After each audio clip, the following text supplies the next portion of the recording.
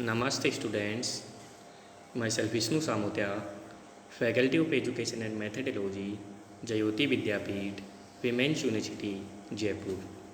Program Confirmation of Sugars. Student, today now we discuss confirmation of sugar.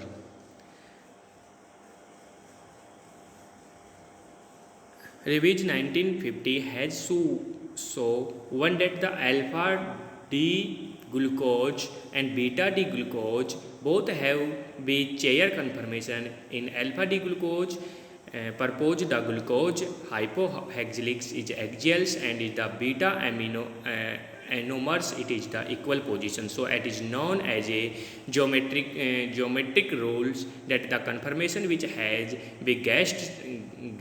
greatest number of the larger grow in equatorial position. So is the most stable conformation.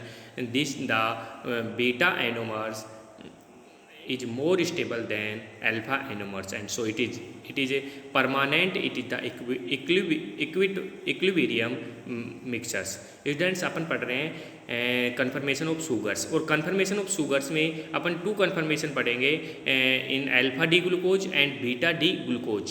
Students alpha D glucose and beta D glucose को यदि chair conformation में अपन देखते हैं तो आपके पास जो diagram दिखा रखा है जिसमें alpha D glucose plus glucose and so alpha amino less stable होता है, but beta D glucose are more stable and beta monomers are more stable.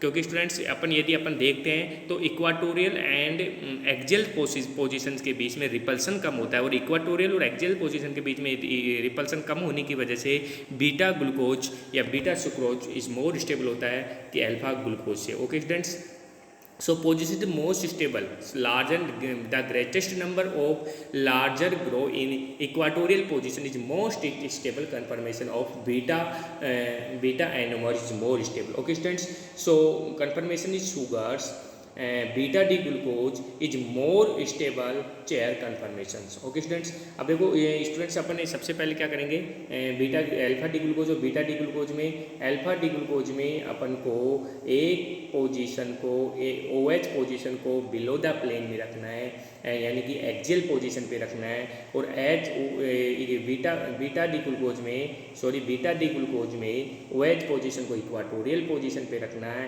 And OH atom को अल्फा ग्लूकोज में एक्सियल पोजीशन पे रखना है. Okay students, तो यदि अपन axial position पे रखेंगे तो 1,3 डाई इंटरेक्शन लगेगा, और 1,3 डाई इंटरेक्शन की वजह से alpha D glucose less stable होता है and beta D glucose is more stable. Okay students, तो ये होता है अपने पास conformation of sugars.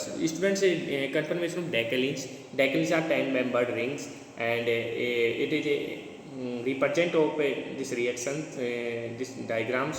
So decalins is a bicyclo 4,4,0 exist in 2 diastereomers for cis and trans decalins depending on the way in which both cyclohexane rings.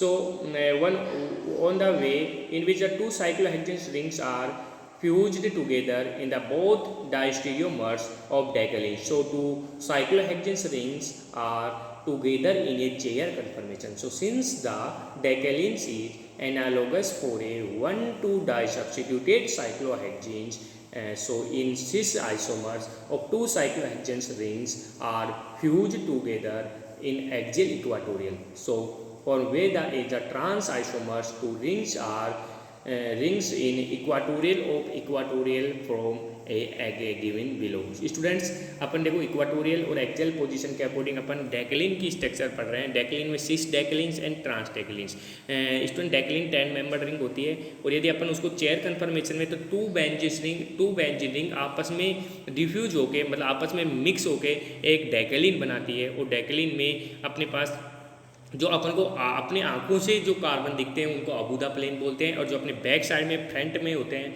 Back में होते हैं, sorry उसको बोलते हैं अपन below the plane. So cis decalin axial equatorial and trans decalin are equatorial position. Student axial position जो horizontal मतलब अपने जो हॉरिजॉन्टल के मतलब सामने सीधा होता है, जो अपन को दिखता है, जो प्लेन में नहीं होता है, उसको बोलते हैं अपन एक्सियल पोजीशन। और एक्सियल पोजीशन और इक्वाटोरियल जो प्लेन में होती है, जो पेपर पे होती है, उसको बोलते हैं अपन equatorial position. So students axial positions are represent in cis decalin axial equatorial positions are represent in cis decalin and equatorial positions are present in the transdecaline. So 2.7 kilocalorie more less stable than transdecaline has their more Gauche conformations between the like interaction then this trans decalins. Students यदि too less stable होती है trans decalins in between the cis decalins according to gauche conformation, so like the interaction is a trans decalins. Okay students, तो so represent is gauche conformations are सिसडेक्लिन्स।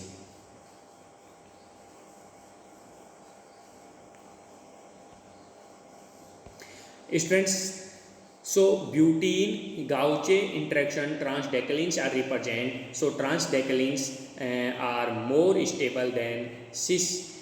Transdecalins are more stable than cis by 2.7 kilo per moles in the cisdecalins can be stabilized polarized in the to the transdecalins is expected. So students, transdecalins are more stable than cisdecalins by 2.7 kilo calorie per mole. Students अपन अभी बात की थी सिसडेक्लिन और ट्रांसडेक्लिन में। अब मैंने कह रहा था कि सिसडेक्लिन्स एंड ट्रांसडेक्लिन्स तो 2.7 kilo per mole less stable then the trans decalins has there more gauche between. यदि अपन सिसडेक्लिन और ट्रांसडेक्लिन्स में अपन बात करते हैं तो सिसडेक्लिन 2.7 kilo calorie per mole less stable होती है ट्रांसडेक्लिन से। सो ट्रांसडेक्लिन से लेस स्टेबल होती है सिसडेक्लिन्स इन 2.7 किलो कैलोरी पर मोल। सो स्टूडेंट्स देखो सिसडेक्लिन्स में अपने पास एक्सियल इक्वाटोरियल होता है तो रिपल्सन्स की पॉसिबिलिटी ज़्यादा बनती है। बट अपने पास यदि ट्रांसडेक्लिन की मैं बात करूँ तो ट्रांसडेक्लिन में इक्वाटोरियल पोजीशन पे बॉन्ड होता है और इक्वाटोरियल पोजीशन की वजह से रिपल्सन कम लगता है और stability energy are 2.7 kilo calorie per mole होती है। ओके स्टूडेंट्स, तो ये होता है अपने पास conformation of sugars and decalins. Okay, thank you.